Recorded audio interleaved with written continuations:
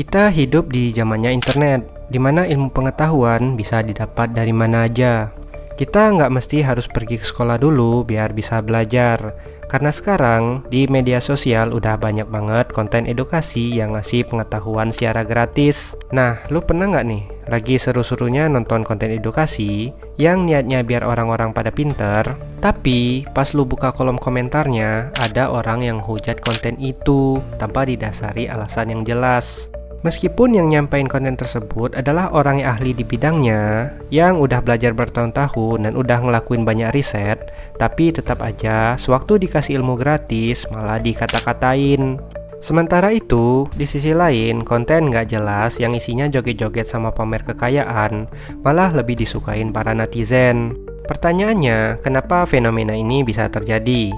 Dan apa hal yang membuat netizen khususnya di Indonesia itu banyak yang membenci konten edukasi? Kali ini kita bakal bahas dengan santai aja, so disimak sampai habis.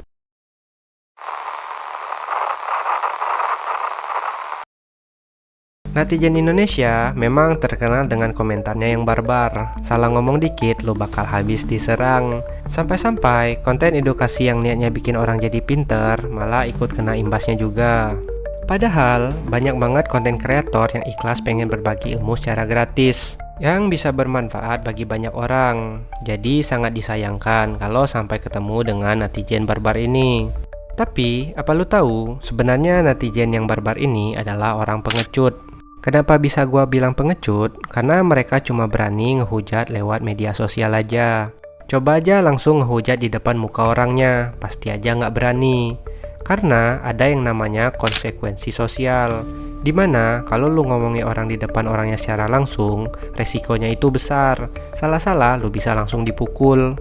Nah, tapi beda cerita kalau di media sosial, lu jadi ngerasa bebas buat ngatain siapa aja, karena nggak berhadapan secara langsung. Mereka yang sok keras tapi bersembunyi di balik akun palsu, dan ngerasa nggak bakal ada yang tahu siapa mereka sebenarnya.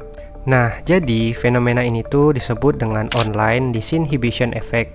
Jadi, efek ini menyebabkan seseorang jadi berani buat ngelakuin sesuatu yang kalau di dunia nyata nggak mungkin berani mereka lakuin. Contohnya, kayak ngatain orang di konten edukasi tadi, karena mereka ngerasa aman di balik layar. Nah, masalahnya nih, nggak semua netizen barbar ini pakai akun palsu, tapi ada juga yang pakai akun aslinya. Kenapa ini bisa terjadi? Karena mayoritas netizen Indonesia belum siap buat nerima konten edukasi. Karena konten edukasi itu bersifat kritis, butuh otak buat mikir, biar bisa paham sama isi pesan yang disampaikan. Dan kalau isi kontennya berseberangan dengan cara pikir mereka selama ini, mereka langsung bakal ngehujat, karena nggak relate sama jalan pikirannya. Netizen barbar Indonesia ini tuh nggak suka sama konten yang nyuruh mereka mikir. Mereka lebih doyan sama konten yang bersifat menghibur dan mudah dicerna. Makanya dari itu, kalau ada konten edukasi yang berhasil bikin mereka mikir dan merasa bodoh, mereka bakal langsung menghujat. Alih-alih merenung dan berpikir, mereka lebih suka bersifat defensif. Karena netizen kita ini punya masalah yang cukup susah ditangani, yaitu anti kritik. Contohnya, kalau ada konten edukasi yang membahas suatu hal tertentu dan itu dirasa nggak relate sama pola pikir mereka bakal beranggapan kalau itu adalah sebuah bentuk serangan ke mereka. Ada istilah cognitive dissonance, yaitu dimana saat momen kita bertemu dengan fakta baru dan itu bertentangan dengan apa yang kita yakini, kita jadi nggak nyaman.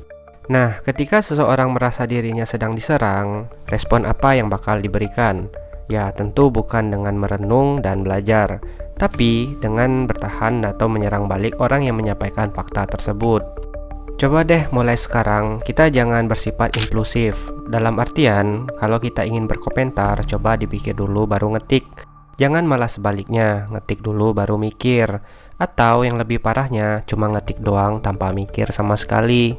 Tapi dari semua yang udah dijelasin tadi, ada satu hal yang paling ngebuat netizen Indonesia ini membenci konten edukasi, yakni pola pikir melihat siapa yang menyampaikan, bukan apa yang disampaikan. Karena netizen kita cenderung hanya ingin mendengarkan sesuatu dari orang yang menurut dia baik atau yang dia suka. Contohnya, ada seseorang konten kreator yang pernah masuk penjara karena suatu kesalahan di masa lalu. Kemudian dia buat konten tentang edukasi keuangan. Karena ngelihat riwayat dia pernah di penjara, di otak para netizen langsung netting, "Ah, nih orang sosokan mau ngajarin tentang keuangan, padahal dia aja pernah masuk penjara." Padahal sebenarnya nggak ada hubungannya pernah masuk penjara sama niat baik ngajarin keuangan.